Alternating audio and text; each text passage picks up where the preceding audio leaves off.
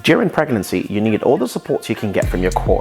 And contrary to belief, your core is a lot more than just your abs. Your core is made of 4 main parts. We have your pelvis, your lower back, your abs, and your hips. In this video, I'm going to give you 5 exercises and a bonus at the end to help not only strengthen your core, but also improve its stability so it can support you fully during your pregnancy.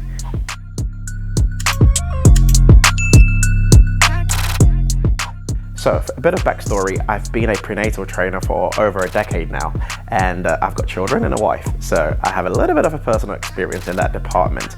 But in that decade plus of training people, the one common denominator is stability and strength in the core. If you have none of those, your pregnancy isn't going to go as smoothly as you want. Put it this way, as you get through pregnancy due to hormonal and physical changes, you're going to experience a lot of stress around the pelvic and the hip areas. And having a strong core support system enables you to navigate that change. So this video is dedicated to making sure that you don't only have the support, but also have the stability and the strength to handle whatever comes your way. First order of business I go through with clients is mobility of spine and pelvis. This allows you to set the foundations for latter exercises. And it's not just about making sure you're mobile, but more importantly, you're mobile enough to allow full recruitment of the muscle groups that we're going to target. So we go into a 4-point position for your cat-cow, and make sure that your spine is nice and relaxed. Once you're in a relaxed position, you have your shoulders over your wrists, your hips over your knees, and we're going to push your lower back to the ceiling. Your lower back goes up first, the rest of your spine gently follows.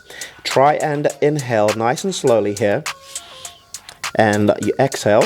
Once again, starting with your lower back, you push your lower back down, gently going through each part of your spine. And we go again. So we breathe in, gently pushing lower back up first, and the rest of the spine follows. And we breathe out, gently pushing lower back down first. Once again, the rest of your spine follows. If you notice, we start from your foundation. We start from the very base of the spine and work our way all the way to the top. From there, we go into a straight leg kickback. This is where we do a little bit of strengthening of your lower back and your glutes. So straight leg kickback, we're in the same position, and all you're going to do is simply straighten one of your legs. Doesn't matter which side. And from there, we're going to gently kiss the ground with your toe, and then kick high as you can. So inhale, exhale. Inhale, exhale.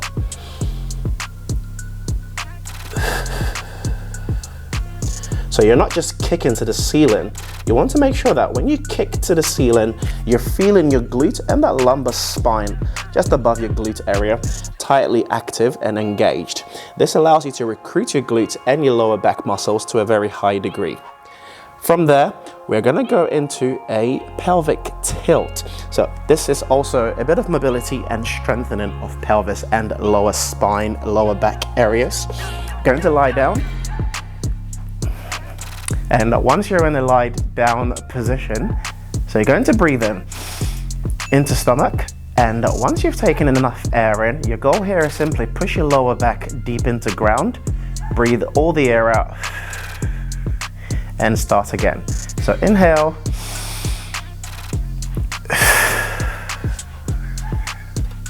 exhale, and repeat. So this is called a pelvic tilt. The goal here is to strengthen lower back and pelvic regions. And from there, we go into a glute bridge. So you go into pelvic tilt, very subtle pelvic tilt. Don't push too hard. Breathe in, and from there, gently elevate your hips off the ground, squeezing through into the ceiling, and reset. Once again, gently dropping those hips back to ground. Inhale and pelvic tilt. Lifting your hips slowly off into your bridge, squeezing through those glutes, and then we reset back to default. So your glutes bridge you probably know already. Purpose of that is to help with glute and hamstring activations, but it also is a strengthening exercise for those two areas. The bonus part of your glutes bridge is your lower back, your pelvis, and your lower spine. And from there, we're going to take it into a 90-90 hold, or a supine tabletop hold. And this is to allow you to use your transverse abdominis, your deep layer ab muscles, to help hold yourself in position. And whilst you're in this position, slowly breathe in and out. Into your stomach, you breathe. Exhale. So every time you breathe in, you want to focus on the stomach area. Expand the stomach a little bit and then exhale. For various reasons, you shouldn't stay on your back for too long. So anything between 5 to 7 minutes, it's usually recommended, but we have a 5-minute limit to keeping you on your back. This also depends on what trimester you're in. So first trimester, you should be okay, generally speaking, but second trimester onwards, ideally 5 to 6 minutes max on your back. The next exercise is known as a hip car. The car part standing for controlled articulated rotations.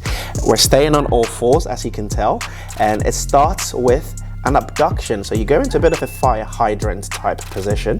The goal is to open up the thigh as far as it can go without twisting the hip, and then you rotate back to its original position. So we exhale, go into a bit of rotation, and then back to its original position. We're going to work our way back the other direction as well. So the goal here is to cover both directions. And this allows you to fully engage your hips going through abductions and adductions. This also means that your glutes, your lower back, and your pelvis are part of the equation. So I purposely left off the resistance band part during the main part of the video, and this is where I demonstrate what you can do with the resistance band for some of the exercises, starting with your cat-cow. So in terms of the cat-cow, the band itself can go around your thoracic spine, and we're going to have the band in hand across your palm, and we go back into your cat-cow position. So you're going to notice there's quite a heavy pull of your spine to the ground. And from here, all you're going to do is do the same thing you did before. You start from the lower back, breathing in, gently pushing the rest of the spine up. And then you breathe out. Push the ground, reset. So breathe in, very controlled, and breathe out. The beauty of the resistance band is that you can actually place it a little bit lower on your lumbar as well. So having it in my thoracic is a personal preference, but you can actually move it slightly lower just so that you can also get a bit more lumbar spine focus. You can also use the band for your straight leg kickback. So a band goes mid-foot and front of your wrist. And we're going to assume the position that we were in before, in a 4-point position. Once you're in position, straighten the leg away and build a bit of tension. Keep your core engaged and breathe in. On the way down, you breathe out, kick up. Inhale, exhale. Inhale, exhale. Finally, we have your glutes bridge. You can also use the band for your glutes bridge. There are 2 positions that you can place the band, either on the feet or holding the band in your hands. I recommend holding the band in your hands because it's a lot safer, a lot easier to use. So we're going to lie flat on your back. You put the band across the front of the hip region and hold the band at your own individual distance. And from there, you're going to breathe in and gently elevate the hips off the ground into your bridge, using the band as resistance to increase the intensity. And down. So pelvic tilt and gently elevate. And down we go. And there we have it. Thank you for watching the video. In the description, there should be a link to a free prenatal program and guide. And also on my website, I have over 30 core exercises for prenatals covering all trimesters.